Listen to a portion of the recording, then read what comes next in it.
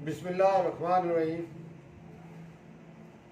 नाज़रीन, आज की वीडियो में मैं कोशिश करूँगा कि इस बात के असल हक़ाइक़ जो हैं वो आपके सामने रखूँ कि हमारी जो फ़ौज और हमारे जो सियासतदान हैं, ख़ास करके ये जो ट्रेडिशनल पॉलिटिशियन हैं, इनके दरमियान जो इख्तलाफात हैं उसकी असल वजह क्या है। और इसमें मैं आपके सामने ऐसी बातें रखूँगा जिससे आप खुद तज्ज़िया कर लेना कि क्या ये इख्तलाफात जो हैं ये इनकी हकीकत कैसी है, और इनको इस तरह से समझा जाए जैसे कि पिछले दिनों नवाज शरीफ की तकरीर सामने आई, या जो आप माजी में ख़ास करके नून लीग और पीपल्स पार्टी की तरफ से लगाए गए जो इल्ज़ामात हैं फ़ौज पर, उनकी हकीकत आपके सामने आ जाएगी मेरी इस वीडियो के देखने के बाद। तो नाज़रीन, पहले तो ये जो एपीसी हुई है ऑल पार्टी कॉन्फ्रेंस, इससे चंद दिन कबल तमाम हमारी जो सियासी पार्टीज हैं इनके अरकान को जीएचक्यू में बुलाया गया था, और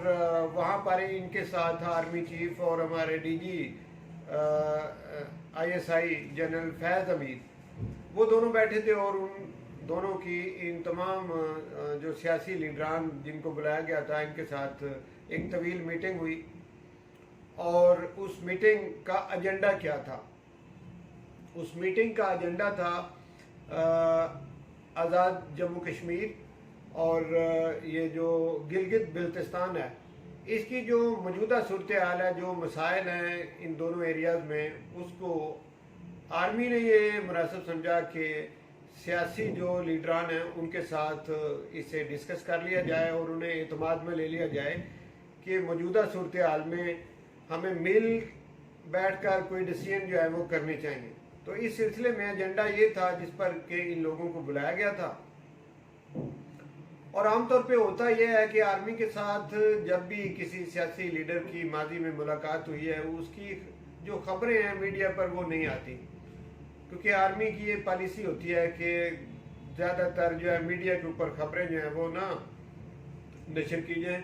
आर्मी बुलाती है सिक्योरिटी मामलात के सिलसिले में, और सिक्योरिटी का तल्लुक जो होता है वो जितनी खुफिया रहे कोई चीज़ उतना बेहतर होता है। यानी जो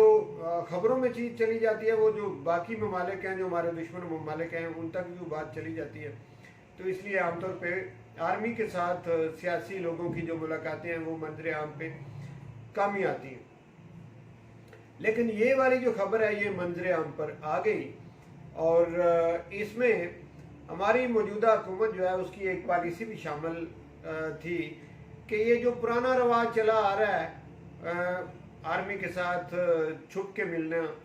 इसे भी ख़त्म होना चाहिए। हर चीज़ क्लियर होनी चाहिए कि कौन आर्मी से मिला, कब मिला, क्या बात हुई। जब हर चीज़ शफाफ हो जाएगी, क्लियर हो जाएगी, तो फिर हो सकता है ये जो पुराना सिलसिला चला हुआ है कि अंदर जाके और बातें और बाहर आके इल्ज़ाम लगाना, ये एक पुराना रवाज जो है ये भी ख़त्म हो जाए। लोगों को पता हो कि जो मिला है उसने बात क्या की। तो ये एक अच्छी चीज़ है कि ये खबर सामने आई। और इसमें जो लोग मुलाकात के लिए जीएचक्यू में गए थे उसमें नून लीग की तरफ से ख्वाजा आसिफ, एहसन इकबाल और मियाँ शहबाज शरीफ, और पीपल्स पार्टी की तरफ से बिलावल भुट्टो और श्री रहमान, इसके अलावा नवीद कमर। तो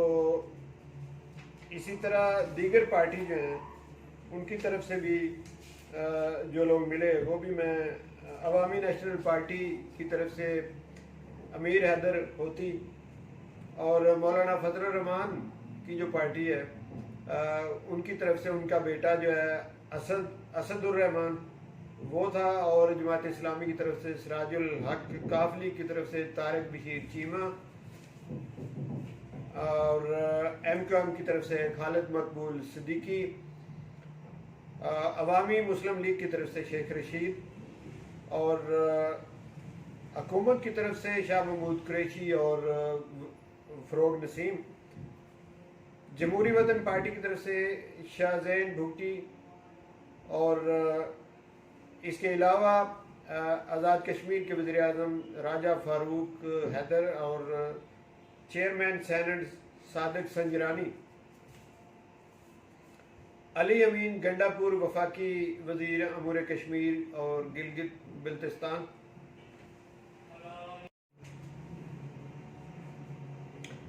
स्पीकर कौमी असम्बली असद कैसर, खालिद मक्सी शामिल थे। तो ये लोग थे जो उस मीटिंग में आर्मी चीफ के साथ जिन्होंने मुलाकात की और वहाँ पे बातचीत हुई। अब वहाँ पे बातचीत तो होनी थी, आज़ाद कश्मीर और गिलगित बिल्तिस्तान के जो मसाइल हैं उन पर बात होनी थी, एजेंडा तो ये था। लेकिन इस पर थोड़ी बात हुई और जो दीगर बातें हुई वो इससे ज़्यादा हुई। गिलगित बिल्तिस्तान के हवाले से जो इलेक्शन अनकरीब होने जा रहे हैं उसमें बिलावल भुट्टो जरदारी ने यह कहा कि वो इलेक्शन जो हैं उनमें शफाफियत होनी चाहिए। तो जिस पर के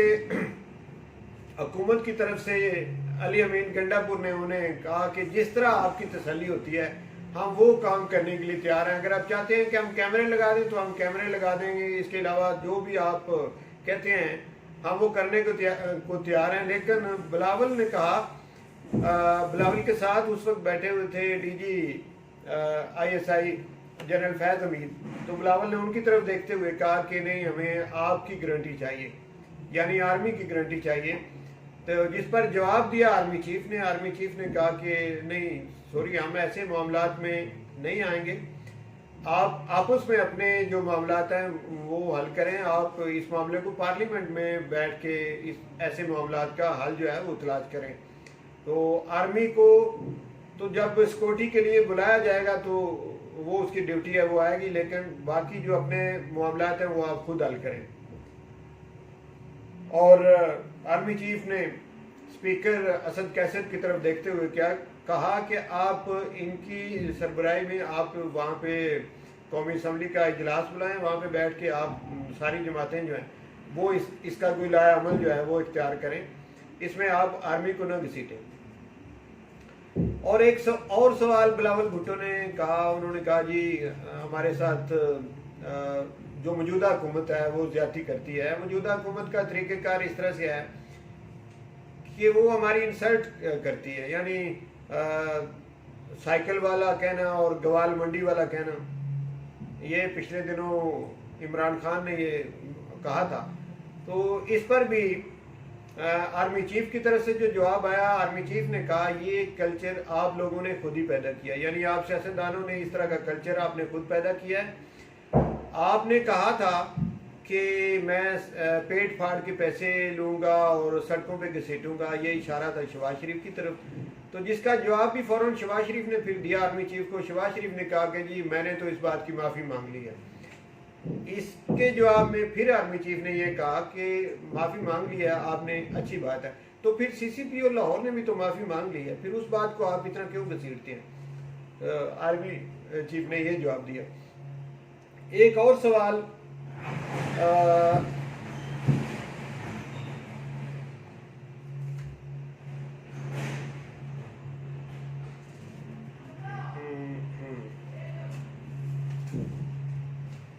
एक और सवाल जो बिलावल की तरफ से किया गया वो ये था कि इलेक्शन जो पिछले जितने भी 3-4 इलेक्शन हुए सब में धांधली हुई है और 2018 के इलेक्शन में भी धांधली हुई है, जिस पर आर्मी चीफ ने कहा कि अगर धांधली हुई है तो ये काम आपका है और हमें तो जो इन्फॉर्मेशन है उसके मुताबिक सबसे ज़्यादा धांधली सिंध में हुई है और सिंध में आप लोगों ने SHOs के ज़रिए ठप्पे लगवाए हैं और यानी धांधली सबसे ज़्यादा उन्होंने कहा कि सिंध में हुई है और इस तरीके से आप लोगों ने धांधली की। इस पर फिर कोई जवाब नहीं था क्योंकि आर्मी के पास तो सारी इन्फॉर्मेशन होती है, तो बिलावल के पास इसका कोई जवाब नहीं था। फिर उन्होंने खामोशी इख्तियार की। तो आर्मी चीफ ने यह भी कहा कि धांधली अगर हम मान लेते हैं कि पिछले 2002 के इलेक्शन में, 2008 के इलेक्शन में और फिर 2013 के इलेक्शन में और फिर 2018 के इलेक्शन में सब में अगर धांधली हुई है तो इतना हमें ज़रूर पता है कि कब सबसे कम धांधली जो है वो 2018 के इलेक्शन में हुई है, यानी उनकी निस्बत ये वाला इलेक्शन जो है 2018 का ये काफ़ी बेहतर है। आर्मी चीफ ने यह भी कहा।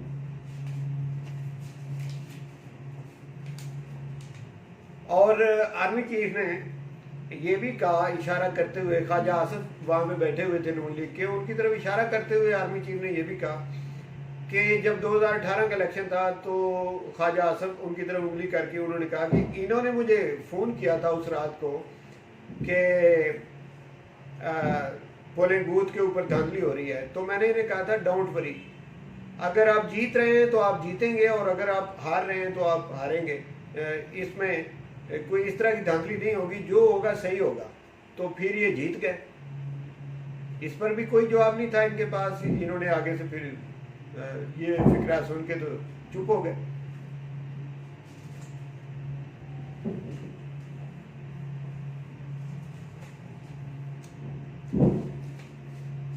तो नाज़रीन, ये जो मुलाकात आर्मी चीफ के साथ इन सियासतदानों की हुई है, इसमें खुला के बातें जो हैं वो सामने आ गई हैं और फौज ने इन्हें बिल्कुल वाज़े तौर पे ये बता दिया है कि फौज कभी भी नहीं आती। आर्मी चीफ ने ये कहा, हम लोग कभी भी नहीं आपके पास गए, जब भी बुलाते हैं तो आप बुलाते हैं हमें, और फिर जब कोई भी हुकूमत होती है वो जब हमें बुलाती है तो ये हमारा फ़र्ज बनता है कि हुकूमत की मदद करना। और फौज ने, उन्होंने अपनी ज़ाती मिसाल देते हुए उन्होंने कहा कि मैंने तो इमरान खान को भी सल्यूट किया, इमरान खान से पहले नून लीग की हुकूमत में नवाज शरीफ को भी मैंने सल्यूट किया, और इससे पहले वो जो पीपल्स पार्टी नहीं ये नवाज शरीफ के ही वो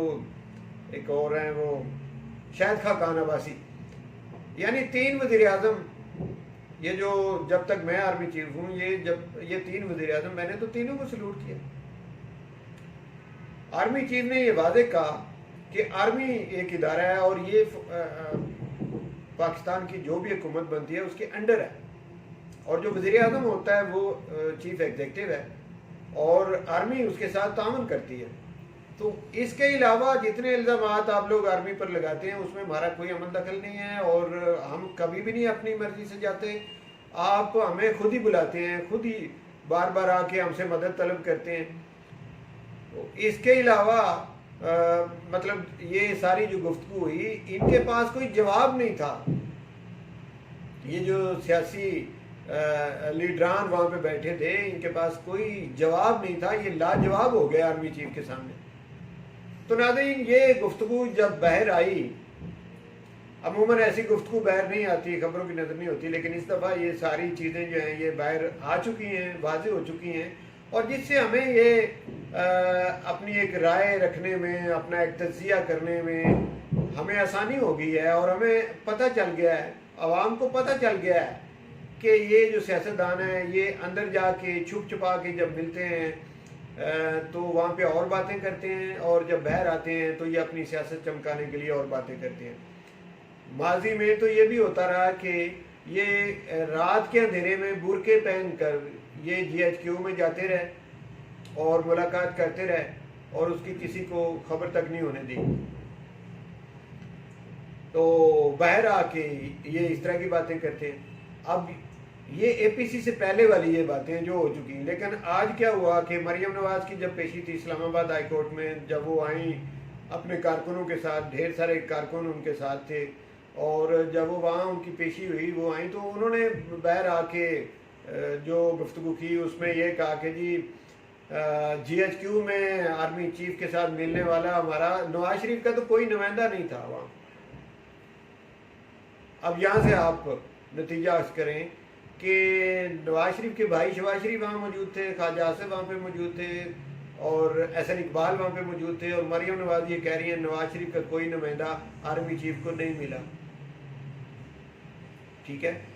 और हमें मिलना भी नहीं चाहिए। वो कह रही हैं कि ऐसे मामला जो हैं वो पार्लियामेंट में होने चाहिए, आर्मी चीफ के पास नहीं जाना चाहिए था। ये बात उनकी किसी हद तक ठीक है। जब ये कहते हैं जमहूरियत और आर्मी की मुदाखलत कहते हैं, तो फिर मरियम नवाज की ये बात सही है कि वहाँ नहीं जाना चाहिए था। अगर इनको वहाँ बुलाया है तो ये ना जाते, ये अपनी जमहूरियत जो है उसको बचाते, और जो जमहूरी तरीका असल है पार्लियामेंट में, ये पार्लियामेंट में जाते, इनको वहाँ नहीं जाना चाहिए था।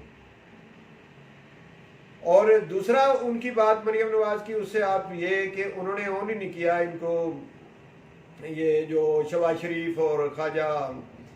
आसिफ और एहसन इकबाल के, ये नवाज शरीफ के नुमाइंदे हैं, माना ही नहीं उन्होंने इस बात को। इससे शेख रशीद की ये जो बात जो वो कहते थे कि शीन लीग अलग है, नून लीग अलग है, अब वो बात भी सामने वो भी वाजे होती नज़र आ रही है सामने कि कल को शहबाज शरीफ के रास्ते अलग हैं और नवाज शरीफ के रास्ते अलग हैं। जब वो ऑन ही नहीं कर रही उनकी बेटी, वो मान ही नहीं रही कि नवाज शरीफ का कोई नुमाइंदा वहाँ पे नहीं था। इसी तरह से आज ही पेशी थी मियाँ शहबाज, आज नहीं कल सॉरी पेशी है उनकी हाई कोर्ट लाहौर में, और आज उनकी प्रेस कॉन्फ्रेंस थी लाहौर में मियाँ शहबाज शरीफ की, और उन्होंने अपनी प्रेस कॉन्फ्रेंस में ये बात की है कि मैं चाहे अंदर हूँ या बाहर हूँ, APC में जो बातें हुई हैं उन पर अमल दरामद होगा। इससे ये अंदाज़ा लगाया जा रहा है कि अब आर्मी से जो पहले माजी में ये होता था कि बड़े घर के फैसले आएंगे, बड़े घर ने ये कह दिया, अब वो चीज़ें जो है वो ख़त्म हो गई हैं। शहबाज शरीफ की इस गुफ्तगू से ये अंदाज़ा होता है कि अब आर्मी से साफ जवाब मिल गया है सबको कि भाई आप अपने अपने मामला जो हैं वो खुद संभालें, जो जिसमें हमारी मुदाखलत जो है वो नहीं होगी। और ये आर्मी चीफ ने ये कहा कि अगर माजी में कोई आर्मी की भी कुछ गलतियां हैं तो वो हम भी अपनी गलतियों को ठीक करेंगे और आप भी अपनी गलतियों को ठीक करो। फौज जो है वो आपके मामला में मुदाखलत नहीं करेगी, आप अपने मामला जो हैं वो खुद से संभालें, खुद से उनका सलूशन निकालें। ये जो लोग बार बार उनके पास जाके कि एक खबर इस तरह की और निकली, तलत हुसैन एक साफ़ी हैं बड़े पुराने और नून लीग के बड़े करीबी हैं, उन्होंने खबर दी है कि इस मीटिंग से भी पहले एक मीटिंग हुई जिसमें नवाज शरीफ का एक नुमाइंदा जो है वो आर्मी चीफ को जाके उसने मुलाकात की और उसने ये कहा कि जी इमरान खान की हुकूमत ने हमें बिल्कुल बंद गली में दाखिल कर दिया है, एक साइड पर लगा दिया, हमारे लिए कोई रास्ता ही नहीं छोड़ा।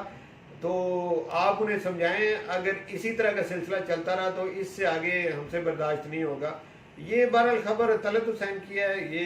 इस तरह हम मान तो नहीं सकते कि ये इस तरह जाके वहाँ पे ये बात कर सकें। रिक्वेस्ट लेकर वो को गया होगा, ठीक है, और आगे से उन्होंने यही साफ जवाब दिया कि अपने मामलात को खुद संभालो, हम ना नैब में आपके जो केसेस हैं उसमें कोई मुदाखलत करेंगे, ना कोई जिधर आपके और कोई केसेस हैं हमारी कोई मुदाखलत नहीं होगी, आप अपने केसेस खुद भुगतो, जो कुछ किया है उसे खुद भुगतो। और रह गई बात कि इमरान खान की, तो आर्मी चीफ ने इस सिलसिले में ये कहा कि उनके जो 3 साल बकाया हैं वो उन्हें पूरे करने चाहिए, कानून के मुताबिक 5 साल उनके हैं तो वो अपने पूरे करेंगे वो। तो इसमें आर्मी जो है वो आपकी किसी किस्म की कोई मदद नहीं कर सकती। तो ये सारे वाज़े जवाबात जो हैं वो अब अपोजिशन को मिल चुके हैं आर्मी की तरफ से, और यही वजह है कि जब उधर से साफ इनकार हो गया कि अब यहाँ से तो किसी किस्म की कोई हेल्प मिल नहीं सकती, तो फिर इस किस्म की तकरीरें भी हुई, इस किस्म की बुखलाहट भी सामने आई, और ये फ्रस्ट्रेशन सारी जो है इनकी वो पूरी कौम ने देख ली। और इसी बुखलाहट में ये पीसी का इजलास, और एक दिन हुआ है, दूसरे दिन ये इनकी नाराज़गियाँ भी नज़र आ रही हैं। हाँ, एक और बात जो मुझे भूल गई मैंने कहनी थी कि फजलुर रहमान का जो बेटा असद है, उससे आर्मी चीफ ने ये कहा कि आपके वालिद जो फजलुर रहमान है, इलेक्शन के बाद वो मेरे घर आए, जब इलेक्शन 2018 का हुआ तो वो मेरे घर आए थे और उन्होंने कहा जी धांधली हुई। तो मैंने उन्हें कहा धांधली नहीं है, ठीक है, जो कुछ हुआ इलेक्शन ठीक है, आप सब्र करें। इसके बाद फिर वो जब चले गए तो फिर उसके बाद सदारती इलेक्शन आया, तो सदारती इलेक्शन में मौलाना फजलुर रहमान उम्मीदवार हो गए सदारत के। अब असद की तरफ इशारा करते हुए आर्मी चीफ ने कहा कि अगर वो इलेक्शन जीत जाते और मुल्क के सदर बन जाते, ईवान सदर में वो पहुंच जाते, तो फिर धांधली नहीं थी, फिर इलेक्शन ठीक था, फिर ये इलेक्शन धांधली ज़्यादा नहीं था। और जब वो इलेक्शन नहीं जीते तो फिर ये धांधली ज़्यादा है। अगर वो समझते थे कि ये धांधली ज़्यादा है तो उन्हें सदारत का इलेक्शन ही नहीं लड़ना चाहिए था। तो यानी इस तरह की साफ साफ बातें जो हैं वो सबके साथ आर्मी चीफ ने की हैं, और इसके बाद अब मुझे नहीं लगता कोई गुंजाइश रह गई है कोई किसी चोर दरवाजे से कोई ऐसी इनकी मदद हो। अब तो जो कुछ इनके मुकदमात हैं वो नादरीन ये भुगतेंगे, और आने वाला वक्त पाकिस्तान के लिए एक बेहतर वक्त होगा इंशाल्लाह, जिसमें कानून की हुक्मरानी होगी, इंसाफ होगा इंशाल्लाह, और ये पाकिस्तान बदल जाएगा, बदलता हुआ नज़र आ रहा है। बहुत शुक्रिया नाज़रीन, वीडियो सुनने का बहुत शुक्रिया।